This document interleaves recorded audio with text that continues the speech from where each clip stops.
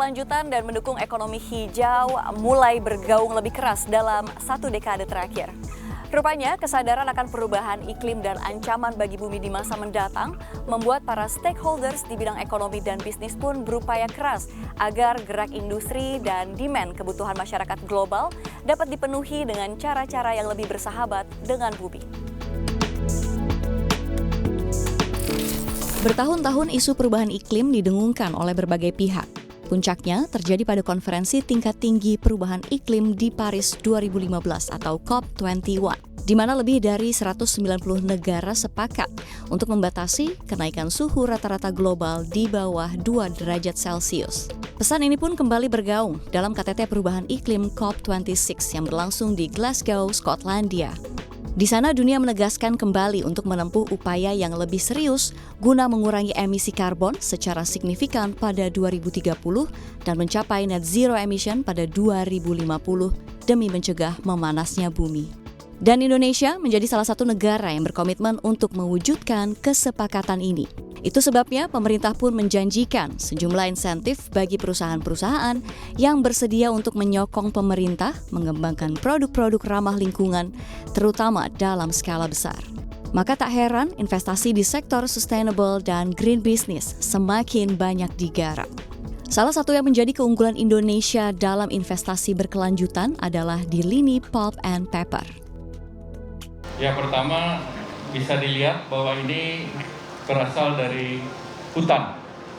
Jadi tentu sangat industri berbasis hijau dan ini tentunya diharapkan industri pulp and paper juga menjadi salah satu andalan ekspor.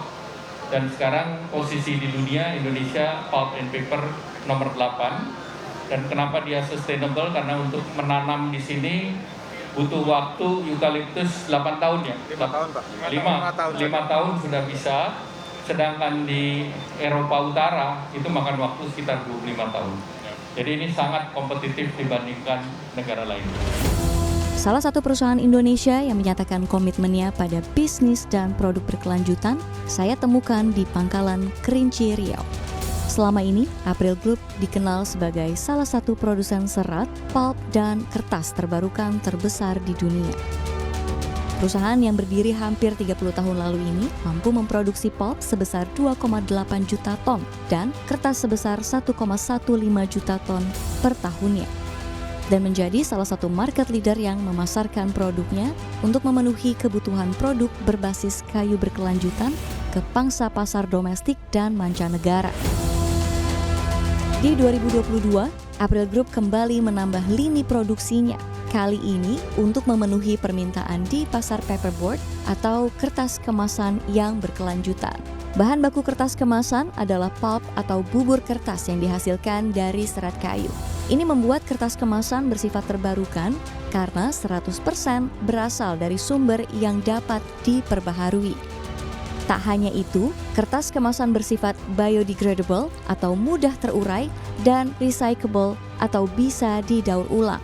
Sifat ini mendukung produk yang bersumber dari produksi yang berkelanjutan dan sejalan dengan konsep green economy. Produk ini sampai ke tangan konsumen sebagai kemasan produk makanan minuman dan untuk pembungkus produk lainnya.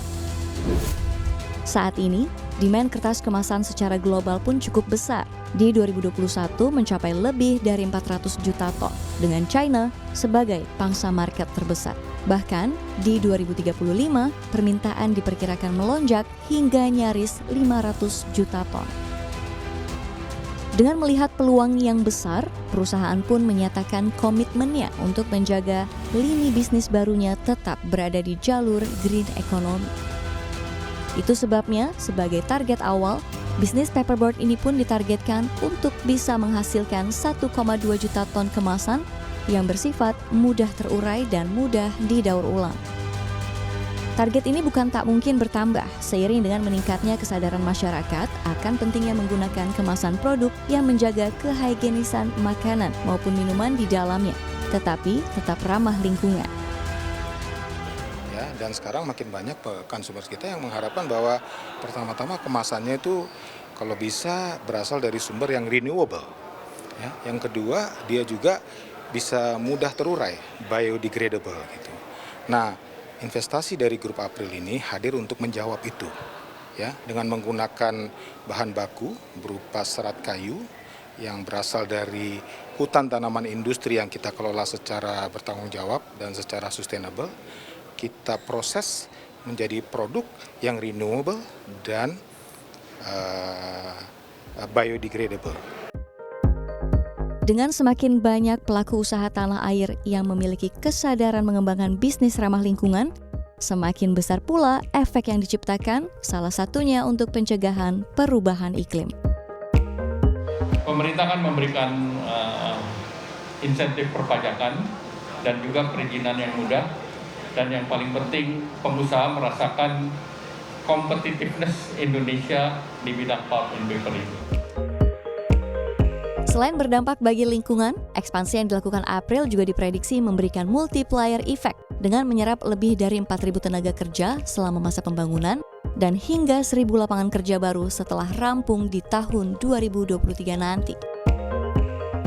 Kita bersyukur bahwa mulai dari proses konstruksinya yang akan berlanjut sampai kuartal kedua tahun 2023, selesai nanti mulai berproduksi tahun kuartal ke-3 tahun 2023 gitu ya. Kita akan mempekerjakan bahkan sampai 4.000 orang untuk penyelesaian konstruksinya. Setelah itu akan mempekerjakan 1.000 orang direct employment di tempat kita. Di tempat yang baru ini, di pabrik atau di fasilitas produksi paperboard ini. Nah, itu antara lain. Efek yang lainnya adalah tentunya ya bahwa sebagian nanti dari produk kita ini kan akan kita ekspor. Tentunya juga ini berkontribusi untuk penguatan cadangan devisa Indonesia. Perlu diketahui, pemerintah Indonesia bertekad kuat untuk menurunkan emisi gas rumah kaca. Hal ini ditunjukkan melalui visi penurunan emisi sebesar 29% dengan kemampuan sendiri dan 41% dengan dukungan internasional yang ditargetkan terwujud pada tahun 2030 mendatang. April sendiri telah lama menunjukkan komitmennya dalam menerapkan keberlanjutan pada lini bisnisnya.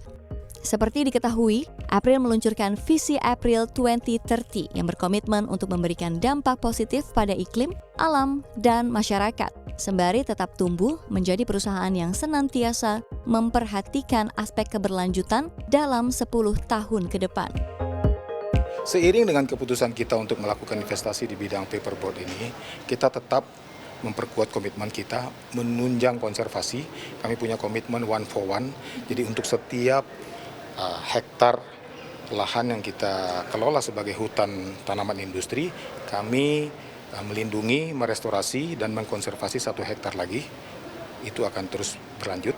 Dan yang kedua yang terkait dengan itu adalah untuk setiap ton kayu yang masuk ke dalam proses produksi kami, termasuk kayu yang akan menjadi bahan baku paperboard ini, kami akan menyisihkan $1 ya, untuk penggunaannya nanti untuk mendukung kegiatan-kegiatan pelestarian hutan, kegiatan untuk lingkungan.